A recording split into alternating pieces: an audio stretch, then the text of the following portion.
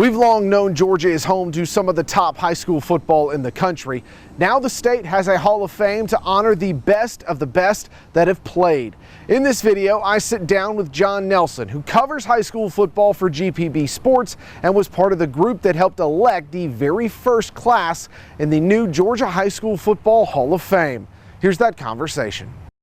Well, joined by the always generous with his time, John Nelson from GPB Sports on his Georgia tour. Yep, Southern Swing, brother. Coaches. And so grabbed him here to talk to you about the Georgia High School Football Hall of Fame, which just elected their first class earlier this summer. And you were on the board, part of the group that helped put together that first class. But I wanted to talk to you about it here for WTOC Plus. And I guess the first question I have on this Hall of Fame is, this could have been done for decades. Why was 2022 the right time, and why did it get put together now? That's the $11 gazillion question. I mean, we've known it when it has come to the High School Football Coaches Hall of Fame, which is up in Dalton at the Northwest Trade Center. You know, you go up there and it's right there in the concourses with all the plaques and everything. And so I know a lot of folks were sitting there wondering when this logical extension was going to happen. And I.J. Rosenberg, Dave Hunter, Rusty Mansell, they've been at the forefront of this, and they decided to put this committee together, and it's the best and the brightest and the bravest from all around the state, and we got together, and it was some spirited conversations. But, yeah, that's the gazillion-dollar question, is why it took so long.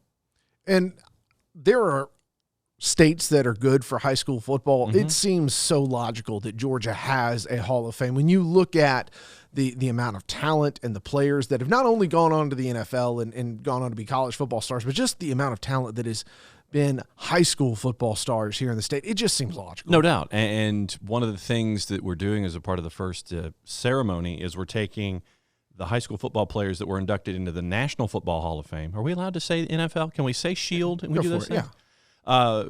Getting those players and inducting those 9 in as a group. It's like the no-brainers to the no-brainers. Those 9 are going in.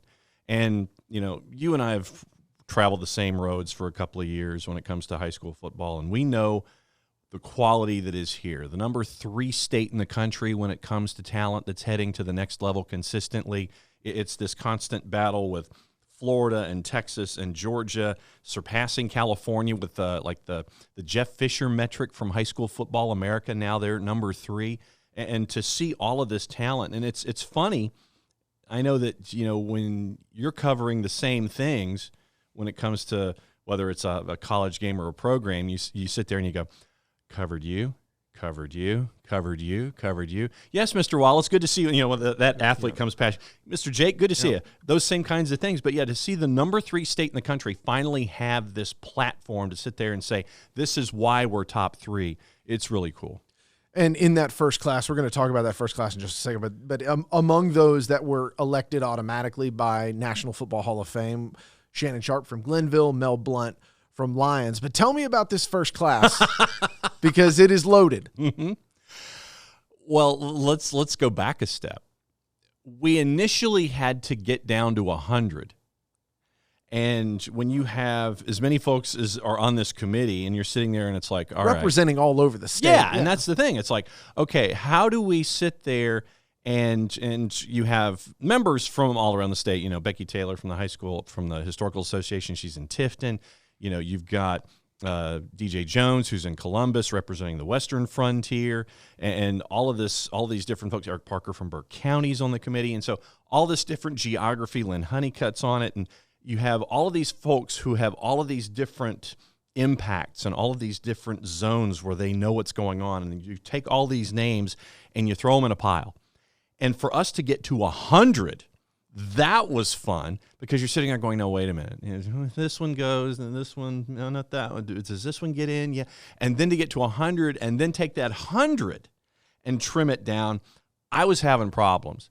For me, being probably one of the resident old fuddy-duddies on the committee, I wanted to make sure that history was represented as best as possible. So my leanings initially to try to get my 36 in were a lot of the older pre-World War II GIA names. Those were the ones where I was kind of leaning when it came to the folks that I wanted to try to make sure that they got in. So that way a Clint Castleberry could get recognized, a McWhorter could get recognized, that kind of thing. Then work your way forward. I will say this, hand to the air, hand over my heart. The 80s and the 90s for me were the toughest decades to try to trim to get to 36. I could sit there and go, okay, we know that we're going to have 2 minimum in each of these groups, pre-20s, pre-World War II, 50s, 60s, GIA 70s, and so on. That was mandatory, that we had at least representation from 2 in each of these 8 groups. 8 groups? However many groups we had. Group by decade, yeah, much. by decade, pretty much, except for like the pre-World War II group.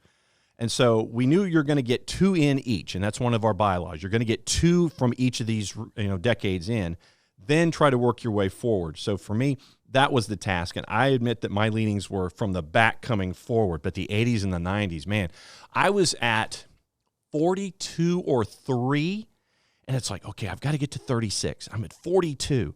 What do I do here? And you try not to talk to anybody else who's on the committee, so that way well, I did this and this is why and this is why. So that way you put your earmuffs on and focus and go forward. But you're getting from the low 40s to 36. For me, that was the toughest part.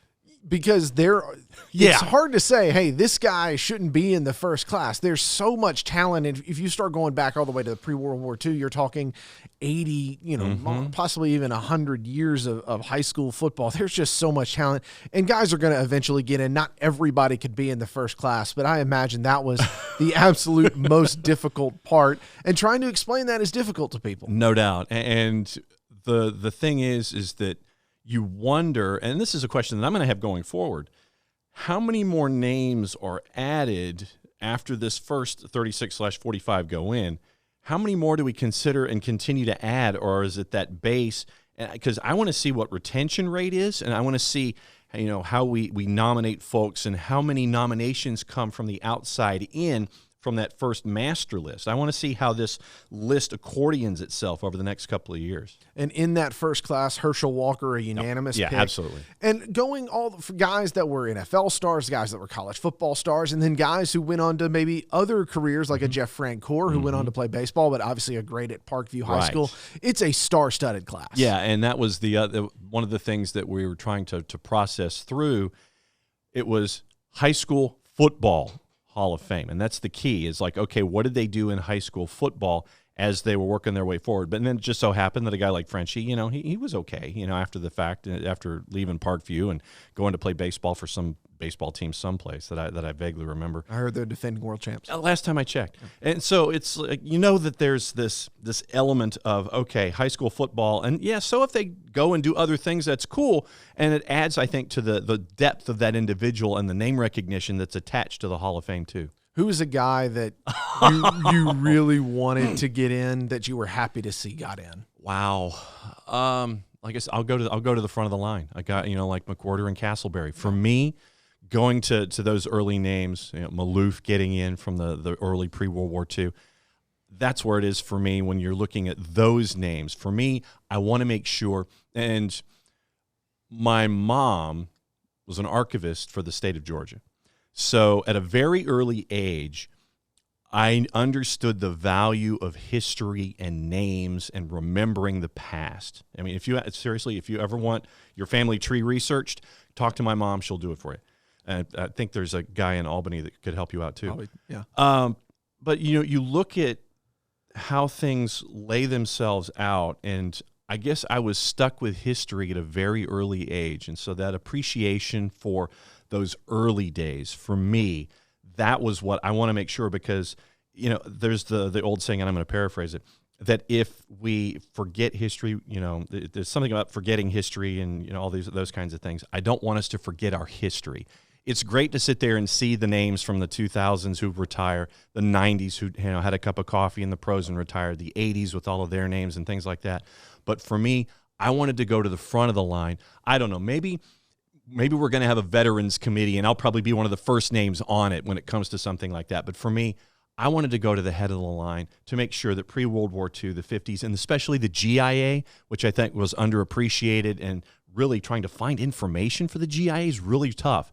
But I wanted to make sure that part will continue to be recognized going forward. And that's really the point of halls of fame. It's not just about honoring these great competitors, and that's what it does, but it's also to give you kind of a measuring stick and to remind you of where the game was and where it's come from and how it's evolved over the years for younger players to kind of have a sense of really perspective of the game that they're now playing. This is what it was, and this is how it got to where it is. And I'm one of those guys growing up, and to this day I still do this.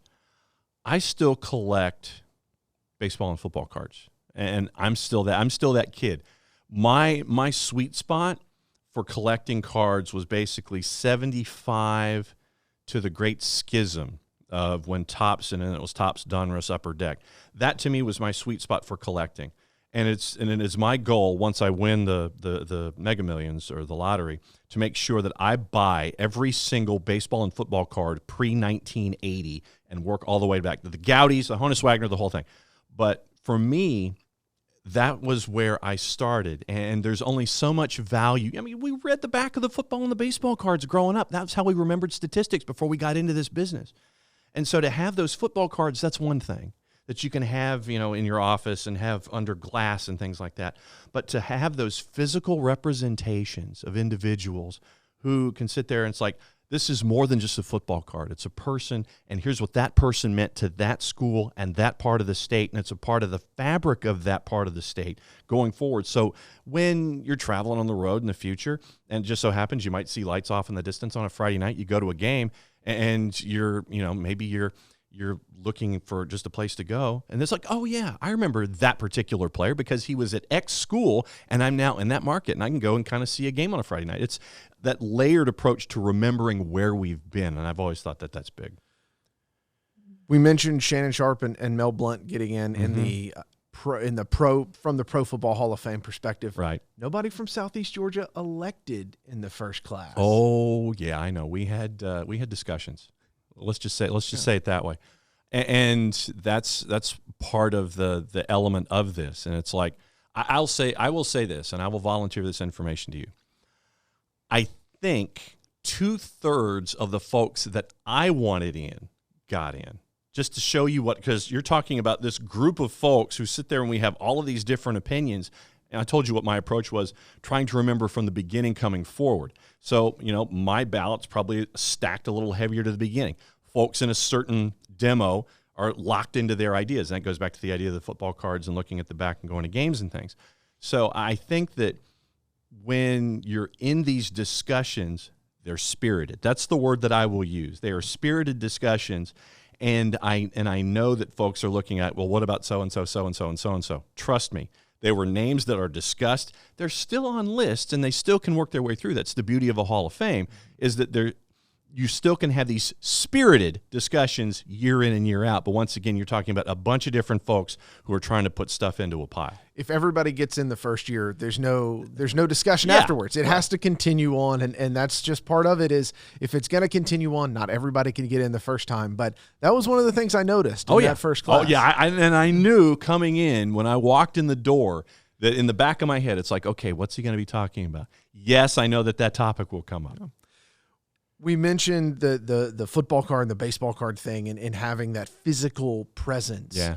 Where is this going to be in 10 years? Is that something that we're looking at a decade down the line? Yeah, they're looking for a permanent home, trying to figure out where it can be housed and what you can do and all those kinds of things. It is something that I.J. Rosenberg, Dave Hunter, Rusty Mansell, and we're all looking to try to find a permanent home for it. But, we thought it was important to take this first step to sit there and it's like, okay, here it is. Now let's build on it from here. Sometimes, you're trying to build this great space over a lot of acreage. Sometimes you need to build the house first and then work on the other acreage and then bring in the horses and the everything else that's attached to it. But yeah, important to put the house up first, then work on the land around it and see where you go. Class of 2022 now elected. The induction ceremony coming up later this year, I believe. Mm-hmm. Yep, and it's I think late October. I think October 22nd. I think it's tied to one of the games that's in the metro area, and there's going to be some bit of a presentation there. We are going to have our own blazers. Look at that. And so I think they're working on the color scheme and what it's going to be like because one of the things that was brought up, it's like, okay, when you go to Augusta and you're going to that particular golf tournament, I don't know if we can say their name without getting in trouble, but it's the one with the M. Right. You know who represents that particular golf course because of the blazer that they wear. When you go to Harbortown, you know what goes on there because of the blazer that they wear. And so what the idea was for this particular Hall of Fame was to have a distinctive blazer attached. So you'll know who it was that voted on these individuals. It's like, hey, wait a minute. You wait a second. One of those kinds of things. So we will be wearing blazers. You will be able to see us at the induction ceremony. This year it's going to be at the College Football Hall of Fame. But, yeah, you'll know who we are by what we're wearing that night. And it's going to be fun to follow this as more classes come through every single year. There's a lot of talent. It's going to be hard to get all of it in. But you're telling me. And as great as the players are, it's just going to continue on down the line. So really, really cool stuff. John, really appreciate the time, man. Anytime, my friend. John Nelson talking to the Georgia High School Football Hall of Fame.